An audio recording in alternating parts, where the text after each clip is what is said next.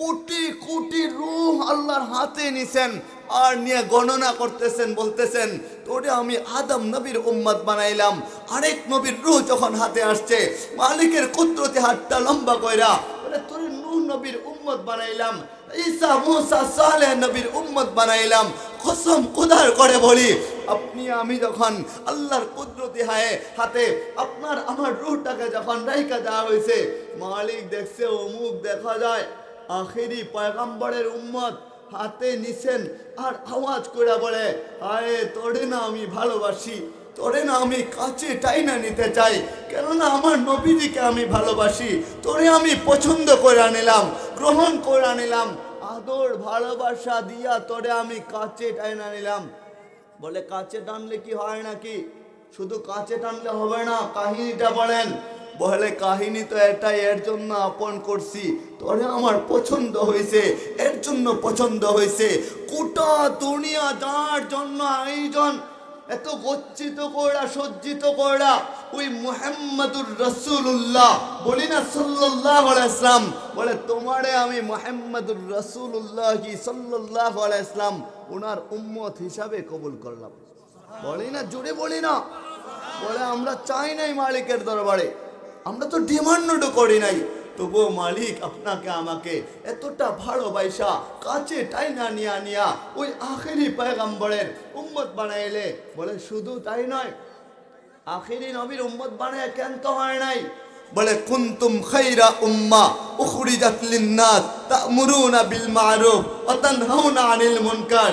বলে আখেরি নবীর উম্মত বানাইলাম, ওটা আমরা চাইও নাই মালিকের দরবারে, মালিকের দরবারে ডিমান্ডও করি নাই, তবুও মালিক বানাইছে। বলে শুধু এটা না, আবার বলে তোমাদেরকে শ্রেষ্ঠ উম্মত হিসাবে আমি দুনিয়ার মধ্যে প্রেরণ করে দিলাম। বলি না, আওয়াজ করে বলি না। বলে শ্রেষ্ঠ উম্মত হিসাবে, কুনতুম খায়রা উম্মাহ, শ্রেষ্ঠ উম্মত হিসাবে আপনাকে আমাকে পাঠাইছে। তাইলে বলেন না, শ্রেষ্ঠ উম্মত হইয়া, শ্রেষ্ঠ জাতি হইয়া যদি আপনি আমি নামাজ না পড়া ওই জাহান্নামের আগুনে জ্বলা যায়, না না না, ওটা মাইনা নেওয়া যায় না। আখেরি পয়গম্বরের উম্মত হইয়া জান্নাত ছাড়া কোনো কিছু কল্পনা করার কথা ছিল না। কেননা ওই হাসরের ময়দানে হাউসে কাউসারের সুলতান কে থাকবেন? আওয়াজ করে বলেন, কে থাকবেন? আমাদের নবীজি থাকবেন সুলতান। ওই জান্নাতের মধ্যে 8টা দরজা আছে, 8টা দরজার প্রতি দরজার উপরে একটা কালেমা লেখা আছে। বলে কোন কালেমা? আল্লাহ সমগ্র পয়গম্বরদের মধ্যে যাচাই বাছাই করা এক এক নবীকে এক একটা কালেমা দিছেন। আদম নবীকে একটা কালেমা দিছেন, লা ইলাহা ইল্লাল্লাহু আদম সফিউল্লাহ, লা ইলাহা ইল্লাল্লাহু নূহ নজিহুল্লাহ, লা ইলাহা ইল্লাল্লাহু ইব্রাহিম খলিলুল্লাহ, লা ইলাহা ইল্লাল্লাহু ইসমাঈল জবিহুল্লাহ, লা ইলাহা ইল্লাল্লাহু মুসা কলিমুল্লাহ, লা ইলাহা ইল্লাল্লাহু ঈসা রূহুল্লাহ। আয়ে আপনার আমার নবীজিকে এমন ভাবে আল্লাহ লেবেল লাগায় দিছেন। বলে শুধু তাই নয়, জান্নাতের 8টা দরজা, ওই লেভেলটা যারা পড়বে তারা প্রবেশ করবে, যারা সবাই পড়তে হবে। যদি আদম নবী প্রবেশ করেন জান্নাতে, তিনিও একটা কালেমা পয়ড়া পয়ড়া প্রবেশ করবেন। বলে কোন কালেমা? বলে ওই কোন উম্মত যদি ওই জান্নাতে প্রবেশ করে, একই কালেমা পয়ড়া পয়ড়া তারপরে জান্নাতে যাবে। বলে বলেন না কোন কালেমা? এত দামি কালেমা, যার উপরে আর কোনো দামি কালেমা নাই, আর কোনো কথা নাই। এত সুন্দর আর দামি কথা মহান রব যেটা লাগাই দিছেন, বলে লা ইলাহা ইল্লাল্লাহু মুহাম্মাদুর রাসূলুল্লাহ, বলি না সাল্লাল্লাহু আলাইহি ওয়াসাল্লাম। বলে জান্নাতের 8টা দরজা, প্রতিটি দরজায় একই কালেমা লেখা। এত দামি নবীর উম্মত আপনি আমি হইতে পারলাম, আমার মা বোনরা কি করে জাহান্নামে যাবে? কেমনে অপসংস্কৃতির ফাঁদে পড়া, ষড়যন্ত্রে পড়া, মোবাইলের ফাঁদে পড়া ওরা জাহান্নামে যাবে? না না না, ওটা মাইনা নেওয়া যায় না। আমার যুবক ভাইরা 31st নাইট আসলে এই খারাপ কাজ কইরা, অন্যায় কাজ কইরা জাহান্নামে জ্বলবে না, ওটা মাইনা নেওয়া যায় না। আপনার দাড়ি নাই তো কি হইল, পুরা জীবনভর অন্যায় করলেন তো কি হইল? আমার নবীজি বলছেন আসসালাতু ইলাস সালাতি কাফারা, এক নামাজ থেকে অন্য নামাজ আসতে দেরি হয়, আপনি তওবা করতে দেরি হয়, মালিক বলে তোর ওই গ্যাফেটটা আমি আল্লাহ মাফ করে পবিত্র বানায় দিলাম। পড়েন, যদি একটা গ্যাফেটটা আল্লাহ মাফ করে দেয় মাত্র তওবার কারণে, তাহলে বাকিগুলা তওবা করলে তো উইড়াই যাইবে। এই কথাটা এখানেই রাখলাম। নবীজির হাদিস, লম্বা হাদিস, আল জুমাতু ইলাল জুমাতি কাফারা আর রমাদানু ইলাল রমাদানি কাফারা ইউহিব্বুত তাওয়াবিনা ওয়া ইউহিব্বুল মুতাতাহহিরিন। বলে এতটুকু কথা এখানে আমি রাখলাম, মনে করায় দিয়েন, আবার শেষে যাচ্ছি। আজকে আলোচনা হবে কিন্তু আমার তো সুর নাই, যার কারণে অল্প আলোচনা কইরা চইলা যাই। তো সুর নাই, তবুও যদি তওবার নিয়ত করি, আমার পরে আজকের মাহফিলের যিনি বিশেষ আকর্ষণ, যার জন্য আপনারা অপেক্ষা করছেন, মাওলানা আদনান সাহেব হাফিজাহুল্লাহ দামাত বারাকাতুহুম, উনি উপস্থিত আছেন এখানে। সুরের আলোচনা আপনাদেরকে শুনাইবেন। বলে শুধু তাই না, কমিটি ওয়ালারা আপনাদের জন্য সিন্নির আয়োজন করছে, তবারুকের ব্যবস্থা করছে। বলে এতটা ভালোবাসা কেন, কেন এত আয়োজন? বলে এই আয়োজন এর জন্যই জান্নাতে একটা আয়োজন হবে। কেমন আয়োজন জান্নাতের মাঝে হবে? ওই আয়োজনটা এত চমৎকার হবে। দুনিয়ার আয়োজনটা বলে একটা লেভেলে নিয়ে একটা নমুনা হিসাবে বানায় আয়োজন করা হয়, আর জান্নাতের আয়োজনটা কেমন হবে? বলে আসল প্যান্ডেল তো হলো আসমান, বিছানা হলো জমিন, মঞ্চ হলো আরশে মাওলা, সভাপতি হলেন স্বয়ং আল্লাহ, আর বক্তা হইলেন হযরতে আদম আলাইহিস সালাম থেকে শুরু করে প্যারে হাবিব আহমদ মুস্তাফা মুহাম্মদুর রাসূলুল্লাহ বলিনা সাল্লাল্লাহু আলাইহি ওয়াসাল্লাম। বলে ওই আয়োজনের ধারাবাহিকতায় আপনার আমার আজকের এই আয়োজন, কই থেকে আসলো এত আয়োজন? নাও তো আসতে পারতো, জাহান্নামী কইরা আল্লাহ বানাইতে পারতেন। বলে না না না, ওই মালিক কতটা ভালোবাসা মুহাম্মদী উম্মত করলো। বলে কেমন ভালোবাসা? বলে সমগ্র জাতকে বানাইতে মালিক বলে ইদা আরাদা শাইআন আইয়াকুলা লাহু কুন ফায়াকুন। মালিক কোন বলতে দেরি হয়, সৃষ্টি তার অস্তিত্বে আসতে দেরি হয় না। কোন বইলা দেয়, পাহাড় বইলা যায়, কোন বইলা দেয় সমুদ্র হয়ে যায়, কোন বইলা দেয় গাছ গাছালি ডুবা নাড়া সবই হয়ে যায়। কিন্তু আপনাকে আমাকে মালিক যখন বাড়ায়, বলে কোন বইলা বইলা বাড়ায় নাই।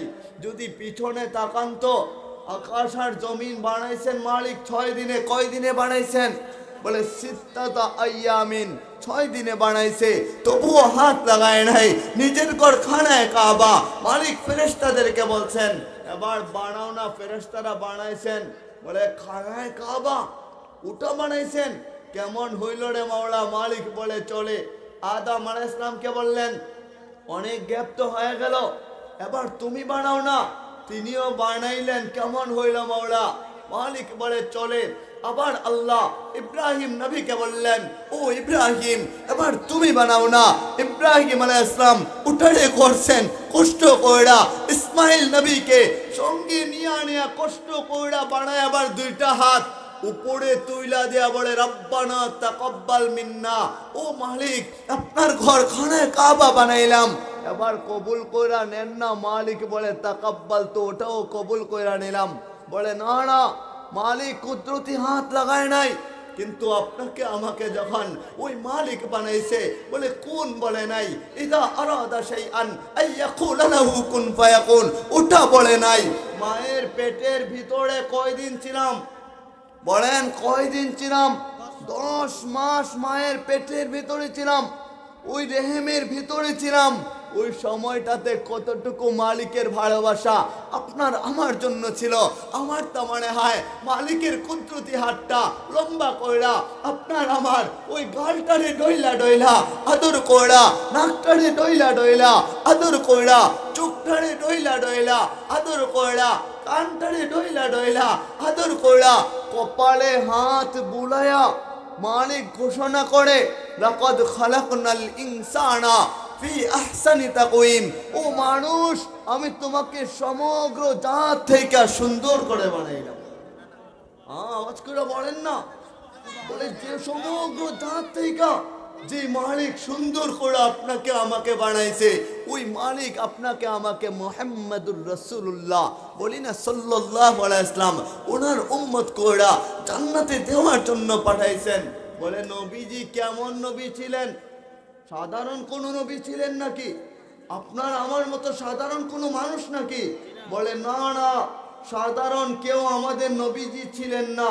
যেখানে সমগ্র আম্বে কারামদের ইমাম ছিলেন, ওই মেরাজ রজনীতে যখন আল্লাহ নিয়ে গেছিলেন, সুবহানাল্লাযী আসরা বিআবদিহি লাইলাম মিনাল মসজিদিল হারাম ইলাল মসজিদিল আকসা, ওই মসজিদে আকসার মধ্যে যখন আমার নবীজি গেলেন, সমগ্র আম্বে কারামের ইমামতি করলেন, যার কারণে তো বলা হয় সমগ্র আম্বে কারামের ইমাম আমাদের নবীজি। আহা, শুধু তাই নয়, বলে নবীজি কেমন নবী? উনি দুনিয়ায় আসতে দেরি হয়েছে এমন কোন নবীজির রেকর্ড নাই। দুনিয়ায় আইসা উম্মতের জন্য সাজদায় পড়ে গেছে, না না, কোন রেকর্ড আছে নাকি? বলে নাই। এমন কোন কাজও হবে না হাসরের ময়দানে যারা বলবে আমার উম্মতকে চাই। শুধু আপনার আমার নবী বলবেন নবীজি দুনিয়ায় আসতে দেরি হয়েছে, বলে সাজদায় লুইটা পড়ছেন আর আওয়াজ করে বলেন আল্লাহু আকবার কবীরা ওয়ালহামদুলিল্লাহি হামদান কাসীরা ওয়া সুবহানাল্লাহি বুকরাতাও ওয়া আসীলা। মালিক রে তখনই খুশি করতে চাইতেছেন, মালিকের কাছাকাছি হইতে চাইতেছেন, মালিক রে কাছে নিয়া আপন বানাইতে চাইতেছেন। এমন নবীজি যখন মায়ের গর্ভের মাঝে ছিলেন, বিষয় নিয়েছিলাম আজকে কিয়ামতের আলামত বলবো, তো বলা হইল নবীজির শান নিয়ে আলোচনা করলে কেমন হয়, তো ভাবলাম ওটাই করি একটু আলোচনা। তা আমার তো কোনো ইলিম নাই, আমলও নাই, জ্ঞান নাই, কিচ্ছু নাই। যখন যেটা মাথায় আসে, যা আসে তাই আপনাদের সামনে বইলা দেই। গুনাহগার মানুষ, ইলিম ছাড়া মানুষ। আর এই ইলিমওয়ালা তো ওনারা যারা পাশে বসে আছেন, এখানে যারা স্টেজে আমার পাশে বসে আছেন, ওনারা ইলিমওয়ালা, ওনারা যোগ্য। ওনাদের কাছ থেকে দোয়া নেওয়ার, সুহবত নেওয়ার জন্য এখানে আইসা বসা। মূলত আমার এখানে বসার কোনো যোগ্যতা নাই, মালিক অযোগ্য করে বানাইছে। তবে শুকরিয়া আলহামদুলিল্লাহ, যখন যে অবস্থায় তো চলেন না, নবীজি দুনিয়ায় আসছেন, আসতে দেরি হয়েছে, সাজদায় লুইটা পড়তে দেরি হয় নাই। মা আমেনা বর্ণনা করেন, বলে নবীজি যখন পেটের মাঝে ছিলেন, মা আমেনার ভিতরে যখন পেটের মাঝে যখন ছিলেন, গর্ভের মাঝে, মা আমেনা নিজে বর্ণনা করতেছেন, হায় আমি যখন কোথাও থুতুটা ফেলা দেয়, যদি পুকুরে ফেলা হয়, বলে পুকুরে থুতু ফেলতে দেরি হয়, নবীজি ভিতরে থাকার কারণে ওটার বদলতে পুরা পুকুরটা সুঘ্রাণে ভরপুর হইতে দেরি হয় না। আওয়াজ করে পড়ে না? বলে মা আমেনা আরো বলেন, বলে আমি যখন পাহাড়ের চূড়ায় যাই, ওখানে যাইতে দেরি আর পাহাড়ের সাথে ঘাম ধাক্কা আসতে দেরি হয় না। যখন মরুভূমির মধ্যে যাই, মরুভূমির উত্তপ্ত বালু থাকে, উত্তপ্ত পাথর থাকে, বলে ওখানে পা রাখতে দেরি হয়, ওটা ঠান্ডা শীতল হইতে দেরি হয় না। বলে শুধু তাই নয়, যখন আরবের একটা নিয়ম ছিল, তাদের একটা নীতি ছিল, কেউ যখন বিধবা হয়ে যাবে, বিধবা মহিলারা বলে সুঘ্রাণ ব্যবহার করতে পারবে না। অনেক এলাকার অনেক রীতি থাকে না, বলে ওই তখনকার সময়ে নীতি ছিল, রীতি ছিল, বলে সুঘ্রাণ বিধবারা ব্যবহার করতে পারে না। তো এলাকায় কানাঘুষা শুরু হয়ে যায়। বলে আব্দুল মুত্তালিবের পুত্রবধূ, বলে ওনার স্বামী নাই, স্বামী চলে যাওয়ার পরেও কেন আতর খুশবু ব্যবহার করে। বলে যখন কানাঘুষা এলাকায় শুরু হয়ে গেছে, তখন যখন দাদা আব্দুল মুত্তালিব আইসা বলে, বৌমা কেন তুমি সুঘ্রাণ ব্যবহার করো? তুমি জানো না ওটা যে ব্যবহার করা নিষেধ? বিধবা মহিলারা, এমনিতেই তোমার স্বামী নাই, কলঙ্কের দাগ কেন তুমি বসায় দিতেছো? তুমি জানো না আব্দুল মুত্তালিবের বংশ বলে ধাপটশালী একটা বংশ, না না না আর খুশবু ব্যবহার করো না। তিনি আওয়াজ করে বলে, ও দাদাজি আমি খুশবু ব্যবহার করি না, জানি না আমার গর্ভে যখন মুহাম্মাদুর রাসূলুল্লাহ বলি না সাল্লাল্লাহু আলাইহি ওয়াসাল্লাম আমার পুত্র যখন চলে আসছে, যেখানে যায় ওই জায়গাটা কেন জানি সুন্দর আর শিথিল হয়ে যায়। যদি রুদ্রের মধ্যে যায় গায়ে রুদ্রে লাগে না, যদি পাহাড়ের চূড়ায় যায় ওই বরফের কাছে যদি যায় ওটাও আমার মতো হয়ে যায়। যদি পাহাড়ের কাছে যায় ওখানেও ঘ্রাণ পাওয়া যায়, যদি মরুভূমিতে যায় ওটাও শীতল হয়ে যায়। ওটা কেমনে হলো ওটা আমি জানি না।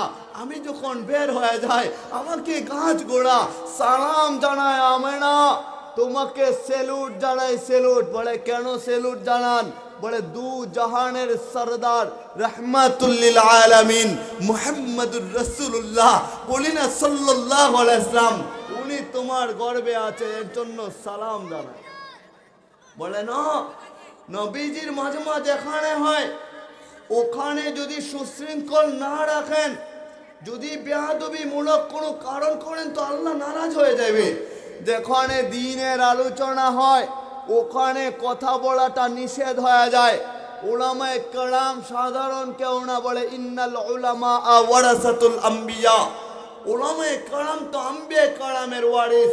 আজকে নবী নাই তো বটে, উলামায়ে কেরামকে নবীজি ওয়ারিস বানায় গেছেন, এটা সাধারণ কোনো কথা না। নবীজি থাকলে যেমন করে শ্রদ্ধা করতেন তেমনি ভাবে উলামায়ে কেরামকে শ্রদ্ধা করার দরকার আছে না নাই? আওয়াজ করে বলি না আছে না নাই? যে কোনো উলামায়ে কেরাম এলাকার ইমাম সাহেব যিনি আছেন বলে না, উনি নামাজ পড়েন আর আল্লাহর দরবারে তাহাজ্জুদের নামাজ পড়া এলাকার কবরবাসীর জন্য দোয়া পৌঁছায় দেন, ইসালে সওয়াব পৌঁছায় দেন। আয় এলাকার কত দায়িত্ব পালন করেন, ওনাদের দোয়ার বদৌলতে এলাকার মানুষগুলা ভালো থাকে। তার জন্য বলেন আলেম উলামাকে শ্রদ্ধা সম্মান ভালোবাসা দেওয়ার দরকার আছে না নাই? আমাদের সাধ্য অনুযায়ী ওনাদেরকে আমরা শ্রদ্ধা ভালোবাসা সম্মান যা যা প্রয়োজন তাই করে যাব। তো কোন কথায় ছিলাম মনে আছেনি আপনাদের? মা আমেনা বর্ণনা করছিলেন, দাদা যখন এই কথা বলছিলেন তো উনি একটু বাথরুমে গেছেন, বের হইছেন, এমতা অবস্থায় ওনার দাদি, নবীজির দাদি, উনি যখন ভিতরে প্রবেশ করছেন উনি আওয়াজ করে বলে, স্বামী আমার, আপনি আব্দুল মুত্তালিব, আপনি ধাপটশালী, আপনি এলাকার নেতা, আরবের ক্ষমতাসীন, শোনেন না ওরে দূর দিয়ে কোনো লাভ হবে না। ও যখন বাথরুমে ভিতরে হাজতে যায়, যখন বের হয়, মা আমিনার কথা বলছেন, যখন বের হয় ও বের হইতে দেরি, আর আমি ভিতরে যায় দেখি এমনটা মনে হয় যেন কে সুগ্রান দিয়ে ওটাকে ভরপুর কইরা রেখা দিছে। বলি না, বলে সুগ্রান দিয়ে ওটা ভরপুর কইরা রেখা দিছে। কই থেকে আসে ওটা? বলো না আমিনা, উনি থুতু ফেলছেন, কোনো এক কারণে থুতু ফেলছেন। বলে থুতু ফেলতে দেরি হয়েছে, পুরা 5টা হায় গান দিয়া সুগ্রান দিয়া ভরপুর হইতে দেরি হয় নাই, সুগ্রান দিয়া ভরপুর হয়ে গেছে। তো চিৎকার দিয়া বলা হইলো, আমেনা আমি জানি তোমার কোনো এটা, তুমি কোনো সুগ্রান ব্যবহার করো না, কসম খোদার ওটা আল্লাহ প্রদত্ত ছাড়া আর কোনোভাবে হওয়া সম্ভবই না। হ্যাঁ জানি না আপনারা বুঝেন কিনা। বলে আমাদের নবীজি যখন দুনিয়ায় আসছেন, দুনিয়ায় যখন পা রাখছেন, মা আমেনা উনারে কোলে নিয়া কান্না করতেছেন, দাদারা দৌড়ে আসছেন, চাচারা দৌড়ে আসছেন, ফুফিরা দৌড়ে আসছেন। বলে কান্না করো কেন আমেনা? আমরা তো তোমার কাছে আসি। বলে আমি কান্না করি এজন্য, আয় আজকে যদি আমার আব্দুল্লাহ বাইচা থাকতো, বলে কি হইতো, খেলনা নিয়ে আসতো, মিষ্টি নিয়ে আসতো। প্রথম বাচ্চা যখন হয় বিদেশি থাকলে তো ওখান থেকেও মিষ্টির জন্য টাকা পাঠায়, বলে বিকাশ নাম্বার দেয় না। প্রথম বাচ্চা বইলা কথা, পুরা এলাকায় মিষ্টি বিতরণ কইরা দেয় না। আমার বাচ্চার জন্য জামা কাপড় যা লাগে সব কিছু নিবে, ওটা করে কি করে না? বলে একটা জন্ম সনদ বানাও না, জন্ম স্মরণিকা বানাও না। হ্যাঁ ওটা দুনিয়া ওয়াল্লারা করে। মা আমেনা যখন নবীজিকে খুলে নিয়া কান্না শুরু করে দিছেন, সবাই সান্ত্বনা দেয়। আমার তো ওটা মনে হয় মালিক সহ্য করতে পারে না। বলে আমেনা কান্দিস না, তুই কানলে আমি কষ্ট পাবো, কেননা তুই তো আমার মাহবুব, আমার পিয়ার, আমি যারে ভালোবাসা তোকে বানাইলাম, দুনিয়া বানাইলাম, দুনিয়ার তো আয়োজন করলাম, কচ্ছিত করলাম, সজ্জিত করলাম। ও বাবুর মা হইয়া যদি তুমি কান্না করো, আমি আল্লাহ কখনো মাইনা নিব না। তোমার পুত্র সেও তোমার কান্না দেইকা আমার মাহবুব যদি কান্না করে আকাশ বাতাস কম্পন সৃষ্টি করে দিবে।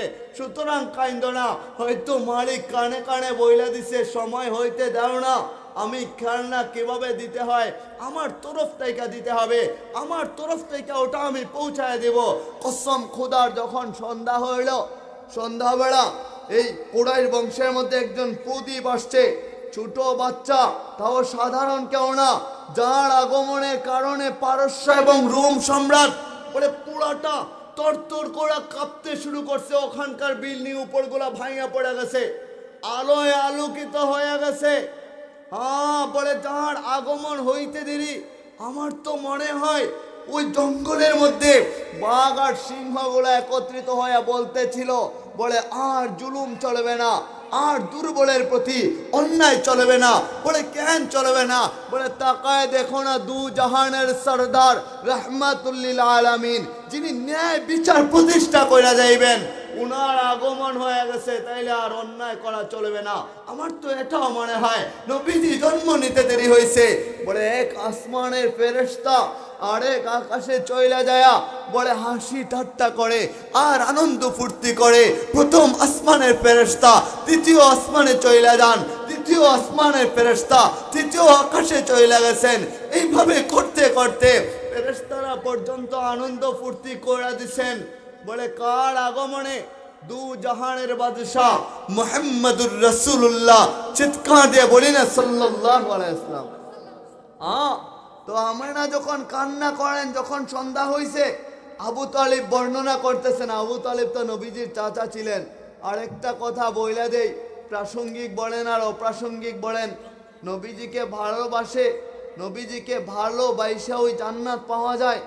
আবার ভালোবাসার মতো কিন্তু ভালোবাসতে হবে, নবীজিকে কাছে টানার মতো টাইনা নিতে হবে।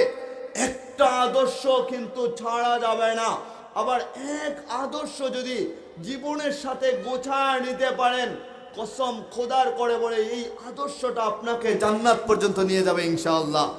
তবে আপনি গ্রহণযোগ্যভাবে ওটাকে কইরা নিতে হবে, গোছায় নিতে হবে। নবীজির আদর্শ অনুযায়ী জীবন পরিচালনা করার জন্য ওটা ঠিকই আপনাকে করতে হবে। যদি না মানেন তাইলে হবে না। আবু তালিব নবীজিকে যে ভালোবাসা দিছেন, ওটার মতো ভালোবাসা কেউ দিতে পারবে পৃথিবীতে? বলে না, কেউই ওটার মতো ভালোবাসা দিতে পারবে না। আবু তালিবের চাইতে বেশি ভালোবাসা আপনি আমি কখনো নবীজিকে দিতে পারি না। যার জন্যই তো নবীজিকে অপমান কইরা কথা বলে। এখানকার কোন যুবক আছে সর্বপ্রথম বলে আমি অপেক্ষা করব না মাদ্রাসার কোন হুজুর বের হইলেন আর হন নাই? না না না, আমি অগ্রাধিকার নিয়ে আমার ভিতরে খালিদ বিন ওয়ালিদ রাদিয়াল্লাহু তাআলা আনহু, ওনার রক্ত আছে আমার ভিতরে, শাহজালালের রক্ত আছে, ইমানি তাজল্লি আছে। আরে যে দল করেন না কেন, কোনো দল দেখার বিষয় না। আপনি যে বর্ণের হন না কেন, যে মতের হন না কেন, যেরকম টুপি পড়েন না কেন, রাসূল আমাদের একজন, মুহাম্মদুর রাসূলুল্লাহ সাল্লাল্লাহু আলাইহি ওয়াসাল্লাম, বলে ভিন্ন কেউ না। কোরআন আমাদের কিন্তু একটাই, আল্লাহ আমাদের একজন। সুতরাং আল্লাহ একজন, রাসূল একজন, কোরআন একজন। ওই রাসূলও আমার, আল্লাহও আমার, কোরআনও আমার, ওটা আপনার, বলে আমারই যেহেতু, তাইলে তৃতীয় পক্ষ আয়েশা যদি বিরোধিতা করে, আপনাদের হাতটা গরম করতে পারবেন তো ইনশাআল্লাহ? পারবেন তো ইনশাআল্লাহ? ওটার মিনিংস বোঝা আপনারা বোঝেন না, নাইলে একটা তাকবীর দেওয়া শুরু করে দিতেন, ওটা লাগবে না। তো কথা তো এটাই।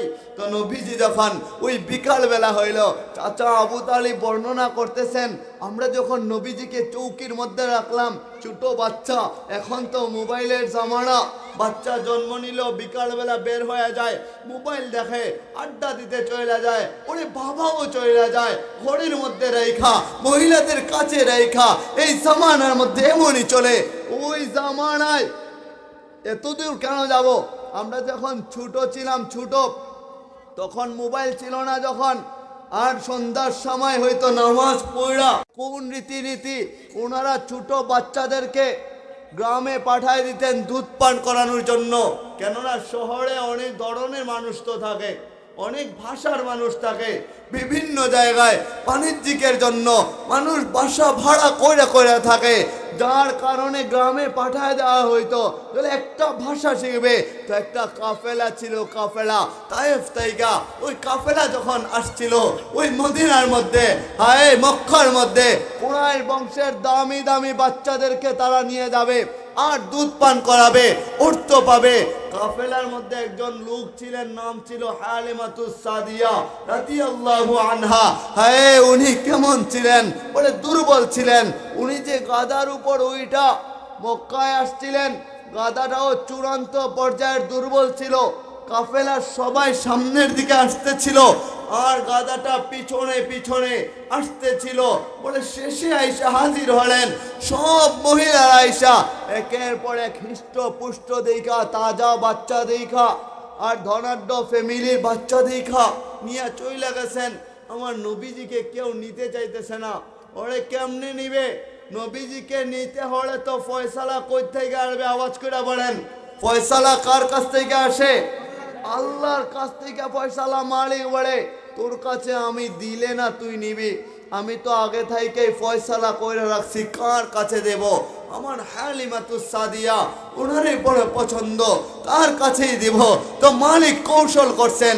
তো শেষ পর্যন্ত যখন হালিমাতুস সাদিয়া, ওনার কাছেও কেউ বাচ্চা দেয় না, যে তুমি দুর্বল, কি দুধ পান করাবা, তোমার সন্তানকেও দুধ পান করাতে পারো না।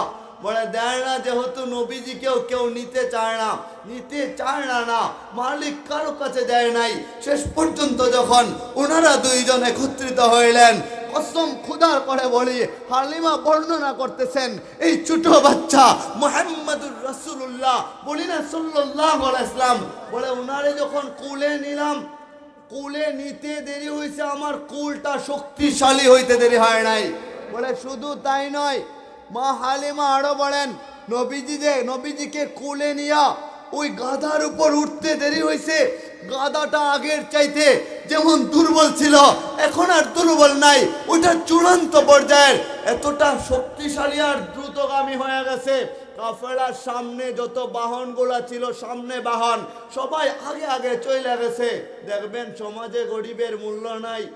গরিব হইলে গরিবকে গুরুত্ব দিতে চায় না, তেলাল মাথায় তেল থাকে। তো উনি তো গরিব, উনারে রাইখায় চলে গেছে, ধনী হইলে তো যাইতো না। বলে গরিব মানুষ, ওরে সঙ্গে নিলেই কি না নিলেই কি দুই আনার ফায়দা হবে না, তো চইলা যায় না। কাফেলার সবাই চইলা গেছে।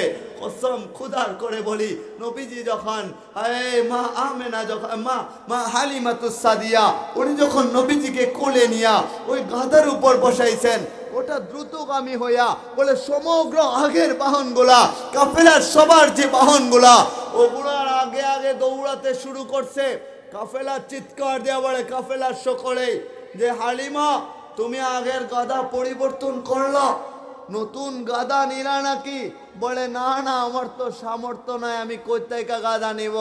বলে তামাশা করো বুঝি আমাদের সাথে? কাফেলা ওয়ালা বলতেছে আমাদের সাথে তামাশা করো। বলে কেন তামাশা করবো? আমাকে কি তামাশার পাত্র মনে হয় নাকি? তোদের সাথে তো কখনো তামাশা করি না, ওটা আমার আগের বাহন। বলে কেমনে হইলো?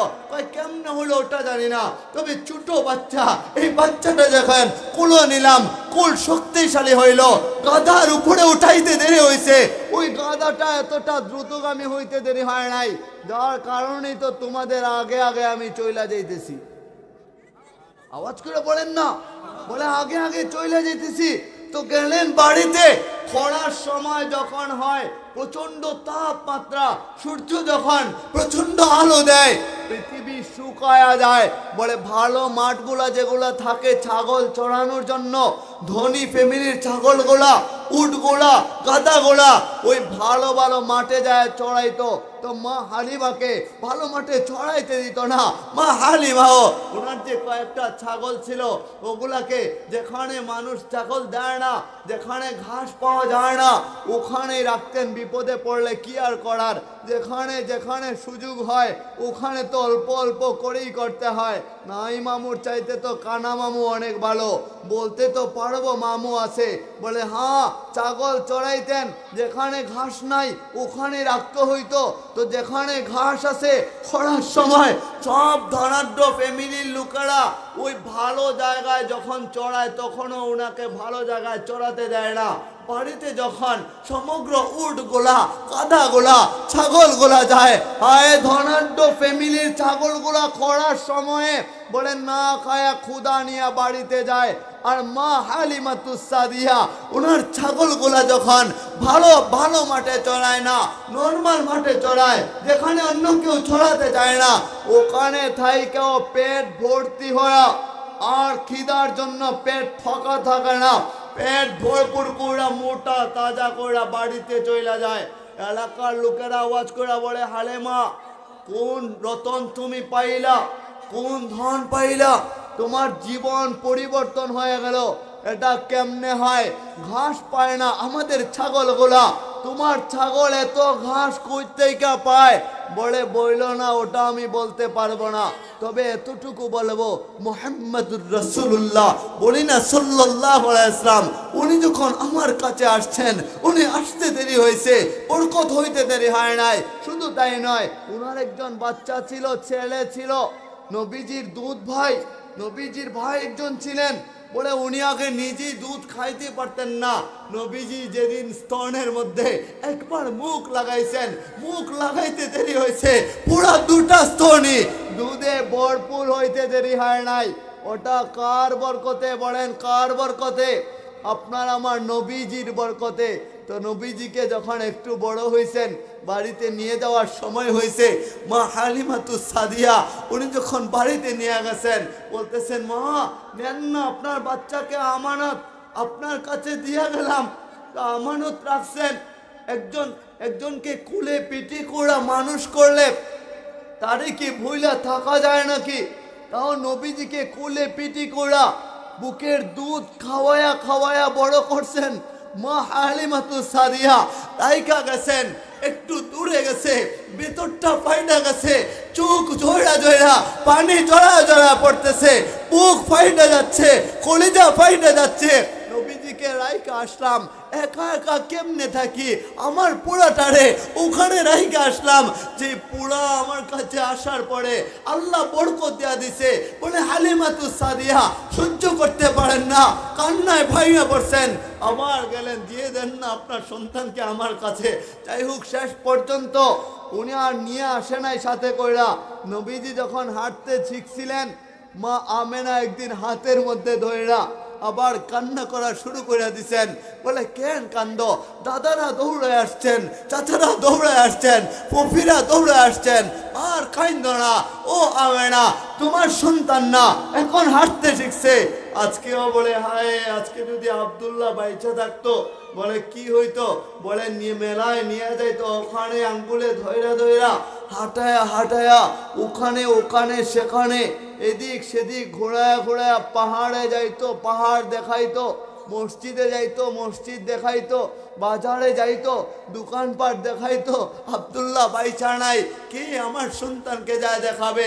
আমার মালিক হয়তো সহ্য করতে পারে নাই, কানে কানে বইলা দিছে, আমেনা ও আমেনা কেন কান্না করো? তুমি কান্না করলে আমি মালিক সহ্য করি না, কান্না করো না, তুমি না আমার মাহবুবের মা, কান্না করো না, সময় হইতে দেও না, দেখবা তোমাকে যেখানে নিয়ে যাওয়ার। আরে মেলা তো গান্দা জিনিস, বাজার তো খারাপ জিনিস, হ্যাঁ যেখানে আড্ডা হয়, দিনের মজমা ছাড়া যেখানে আয়োজন হয়, ওটা তো খারাপ জিনিস। কিসের ওখানে নিয়ে যাই বা খারাপ জায়গায়?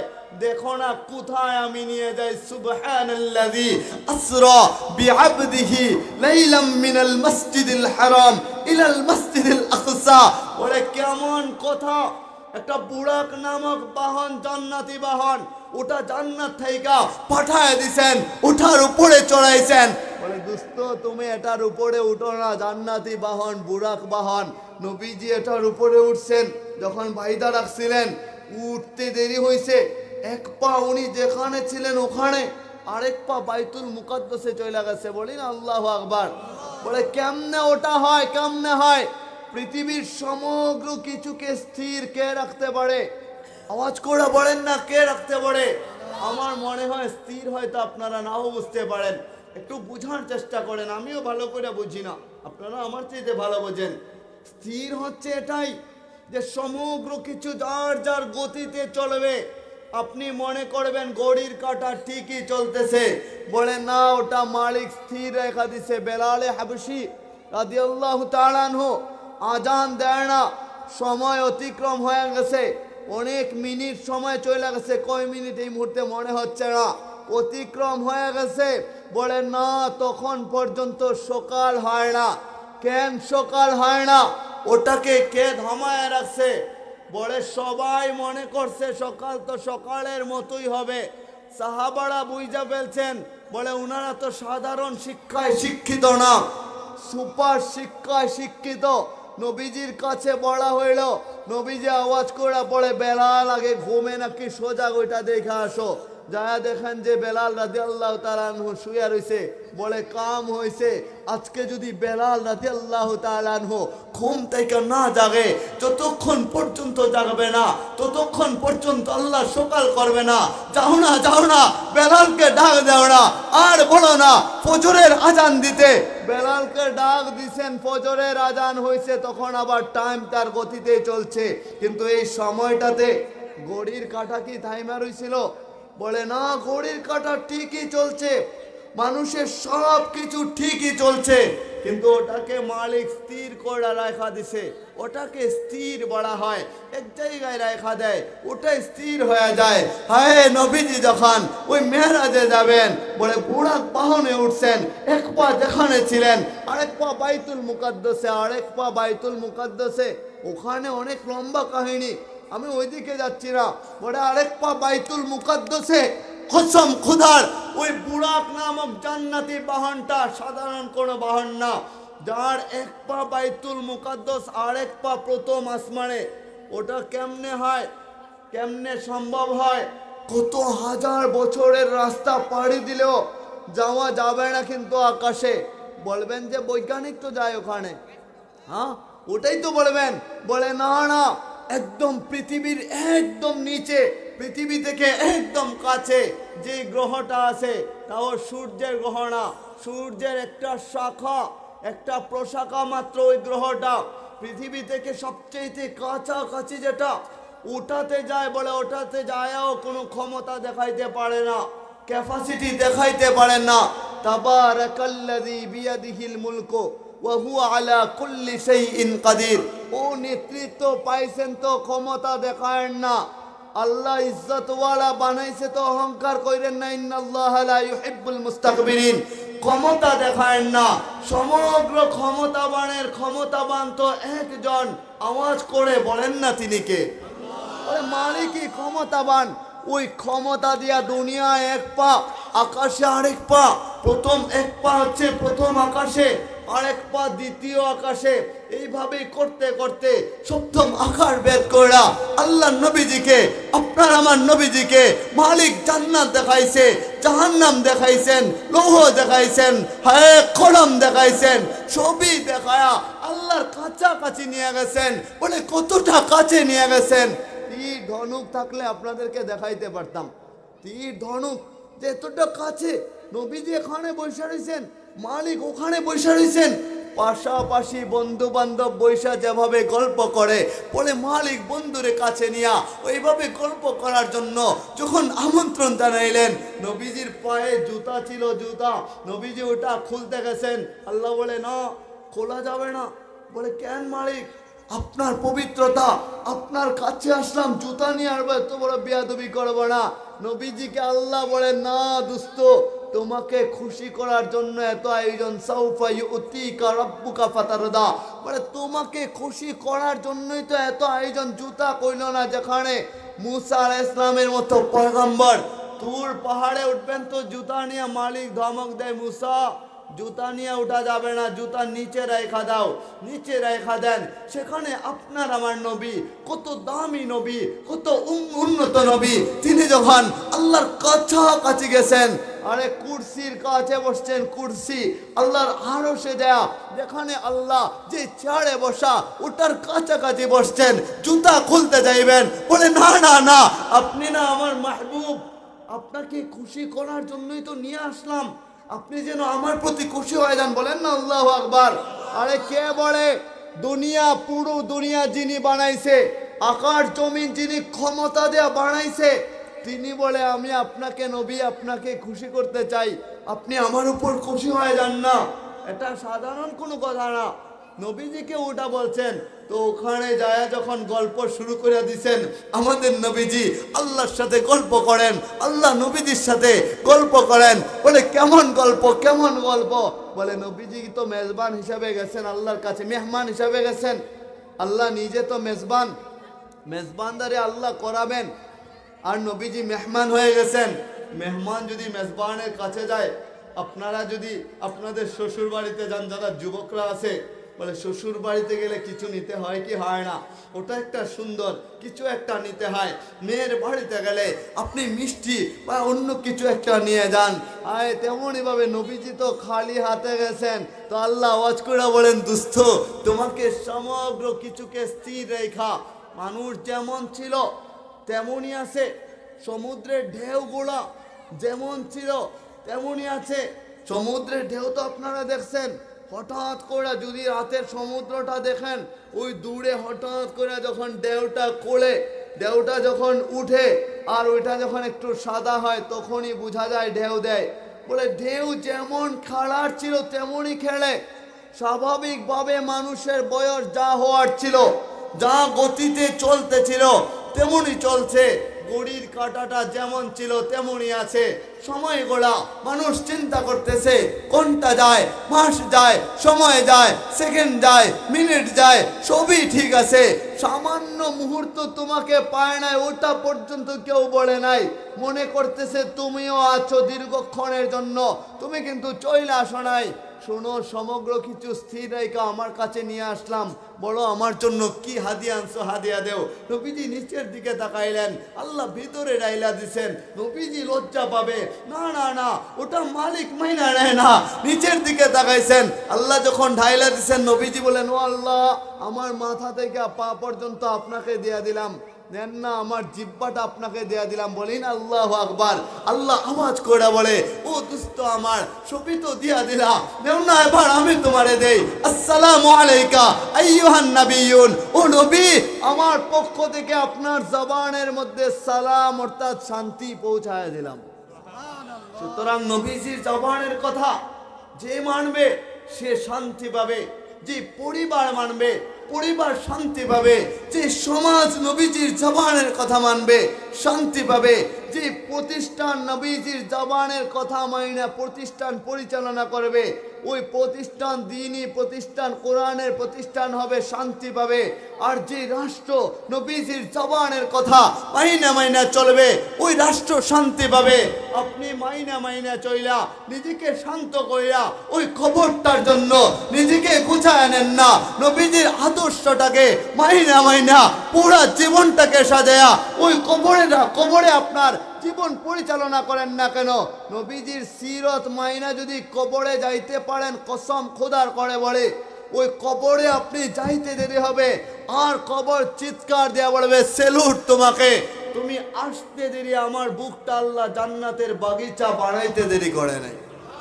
আমরা এটাই চাইবো যে আমাদের জীবনটাকে গুছায় যাইতে হবে। তাই আমি তো বলি, সর্বোপরি কথায় চলে আসছি, আমাদের জীবনটা এতটা সংক্ষিপ্ত, তাই রাতের বেলা যায়া ঘুমের ঘরে যখন আমরা সকলেই তো ঘুমাতে চাই, তখন একটু মালিকের দরবারে বলবো, মালিক, এত বড় সংসার, এত ঝায় ঝামেলা সব সামলে নিয়া সারাদিন তোমার কাছে আসতে পারি নাই, তা এখন ঘুমাইতে চললাম, সকালে যদি উঠাও তাহলে উঠবো, নাহলে চিরনিদ্রা হয়ে যাবে। কেননা ঘুম তো মৃত্যুই, ঘুম তো মারা যাওয়াই। ঘুম যদি মৃত্যু মারা যাওয়া না হইতো, তাহলে ঘুম থেকে উঠার দোয়া এটা কেন হবে? আলহামদুলিল্লাহিল্লাযী আহইয়ানা বাদামা আমাতানা ওয়া ইলাইহিন নুশুর, বলে ঘুমানোর দোয়া এটা কেন হবে?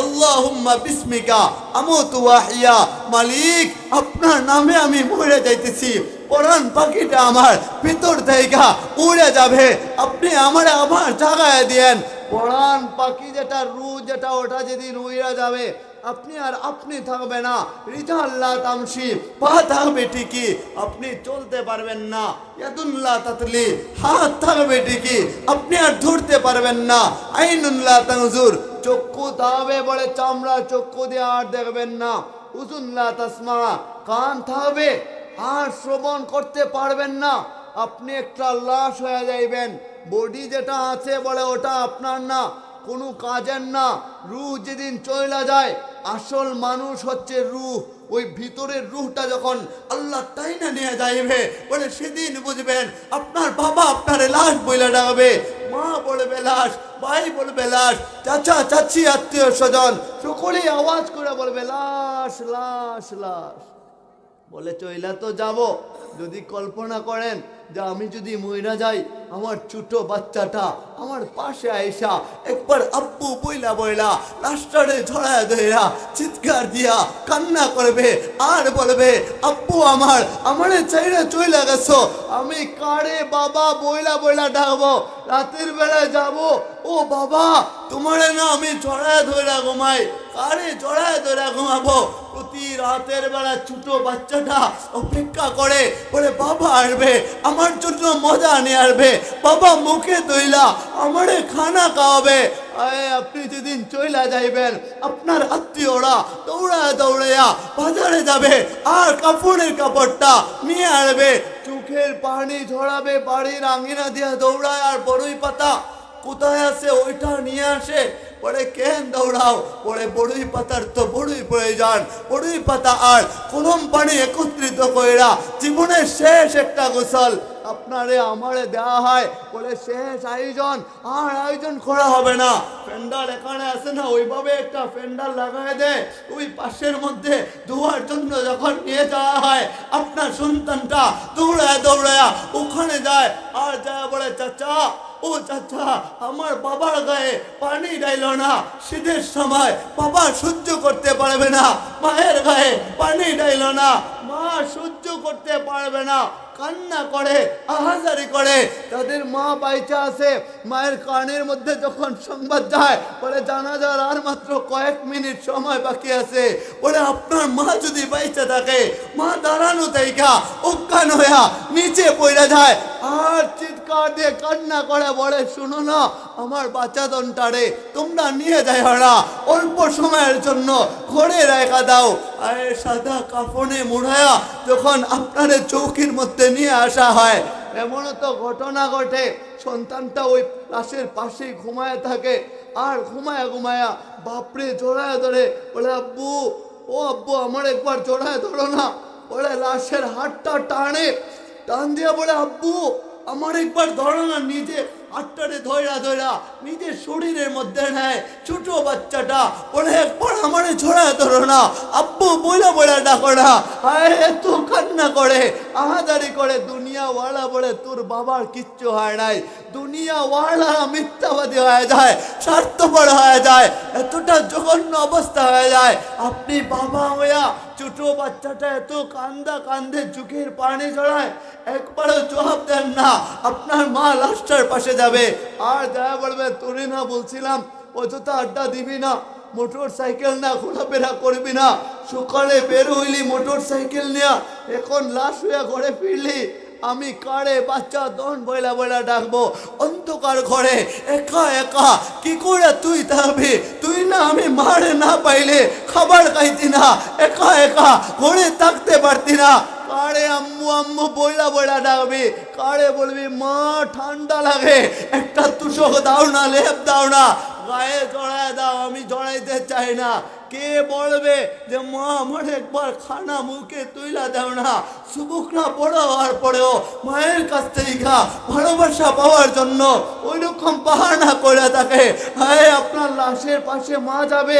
আর মুখের পাশে তো একজনকে বসানো হয় যে কেউ আসলে মুখটারে দেখাবি, শুধু ওই জায়গাটা খইলা কাপড়ের কাপড় খইলা মুখটারে তুই দেখাবি, মা একটু পর লাশের পাশে যখন যায় আর যায় বলে যে ভাতিজা একবার আমার বাচ্চাতনের চেহারাটা দেখা না, বলে বারবার কেন আসো, চইলা গেছে চইলা যাইতে হইবে, ওটা মালিকের নির্দেশ, আর আইসো না, মা আওয়াজ করে বলে ভাতিজা এখন শেষ দেখো আর দেখতে পারবো না। বলে যখনই মুখটা অল্প অল্প করে খুলে মা বড় বড় চোখ কইরা তাকায়া থাকে, আর যখন পুরোপুরি মুখটা কইলা নেয় মা চাপায়া পড়ে আর জড়ায় ধরে মুখ চুকে মুখা চুমা খাইতে থাকে। বলে বাচ্চা ধন আমার, আমি মার ছেড়ে তুই চলে গেলি একা একা, আমি তো তোরে ছাড়া থাকতে পারবো না, আমার বুকটা খালি হয়ে গেছে, তুই কেমনে থাকবি, আমার মুখ দিয়া কিভাবে আমি সহ্য করব, আমার এই মুখ দিয়া কিভাবে খানা খাবো, হাত মুখে যাবে না, ওটা আমি সহ্য করতে পারবো না। যাদের স্ত্রীরা আছে বলে স্ত্রী লাশের পাশে যাবে আর যায় বলবে স্বামী আমার আর তোমার সাথে ঝগড়া করবো না, আর তোমার সাথে মারামারি করবো না, মুখে মুখে তর্ক করবো না, আমার এই চাইড়া চইলা গেছো কারে আমি স্বামী বইলা ডাকবো, চিৎকার করবে, আওয়াজ করবে, কান্না করবে, এটাও বলবে শুনো না তুমি না চইলা গেছো তোমার সন্তানরে এতিম কইরা, তুমি জানো না বিকালবেলা তোমার সন্তান মাঠে খেলতে যায় আর তুমি প্রতিদিন যায় সন্তানরে কোলে কোড়া নিয়ে আসতা, এখন কে যায় আব্বু বইড়া বইড়া তোমার সন্তানরে নিয়ে আসবে, তুমি কি ওটা জানো না তোমার বাচ্চা ধন তোমারে ছাড়া থাকতে পারে না, রাতে যখন ঘুমাবো তোমার বাচ্চা ধন যখন সন্তান যখন তোমারে পাবে না, কারে জড়ায় ধইরা ঘুমাবে, কারে জড়ায় ধইরা ধইরা আব্বু বইলা ডাকবে, তুমি কে চলে গেছো ফিরে আসো না, যতই ডাকা না কেন বলে না না না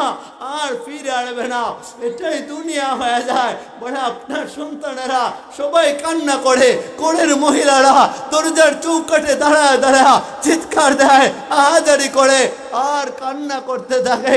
বলে দরজার চৌকাঠের মধ্যে ধইরা থাকে, এমন সময় তাকায় দেখে চার পাওয়ালা একটা বাহন, ওই বাহনটা যখন বাড়ির আঙিনা দিয়া নিয়ে আসা হয়, ওই চার পাওয়ালা বাহনটা মা দেখতে দেরি হয় আর আহাজারি কইরা জমিনে লুইটা পড়তে দেরি হয় না, স্ত্রী দেখতে দেরি হয়, জমিনে লুইটা পড়তে দেরি হয় না, ওই চার পাওয়ালা বাহনে যখন লাস্টারে তুইলা নেওয়া হয় বাড়ির আঙিনা দিয়া ওই মাঠের মধ্যে নিতে দেরি হয়, হঠাৎ করে চিৎকার দিয়ে কান্নার আওয়াজ শোনা যায়। বলে বাবা আপনি না ওর বাবা হন, একটু কথা বলেন না, জানাজার আগে তো দাঁড়ায় একটু কথা বলে, 2-1 মিনিট কথা বলে আর চোখের পানিটা চাইরা দেয়, বাবারে ক্ষমা করে দিও, ভাইটা যারা আছে চোখের পানি চাইরা দেয়, ক্ষমা করে দিও।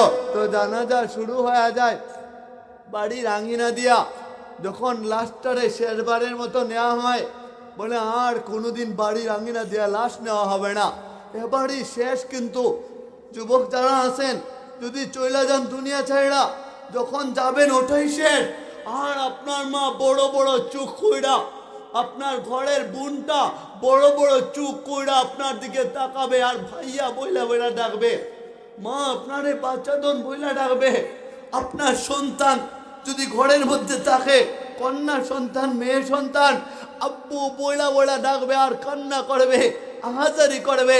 বান্ধবীকে বলবে শোনো না আমার বিশ্বাস হয় না আমার বাবা চলে গেছে, কত রাতেও না আমার বাবা আমার সাথে গল্প করছিলেন, বলছিলেন আমারে সোনার গহনা কিনা দিবেন, কে আমারে ওটা কিনা দিব, কে আমারে নতুন জামা কিনা দিব, আর মজা আমার জন্য নিয়ে আসবো, আমার পাগলামিটা বাবা ছাড়া আর কে বলবে। বলে তো কান্না করে আর বাড়ির আঙিনা দিয়া কবরে লাশটাকে ঠিকই নিয়ে যাওয়া হয়, আর আত্মীয়রা আপনাকে আমাকে ওই মাটি চাপা দিয়ে রাইখা আসে।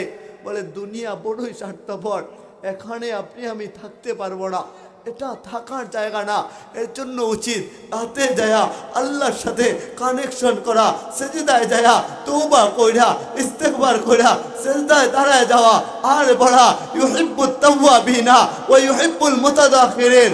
মালিক আওয়াজ করে বলে গুনার প্রতি লজ্জিত হয়া আল্লাহর দরবারে যখন দাঁড়ায়া দাঁড়ায়া সেজদায় যায়া আল্লাহর সাথে কানেকশন কইরা মজা নিয়া আপনি বলবেন মালিক তওবা করলাম, দেও না মাফ করা।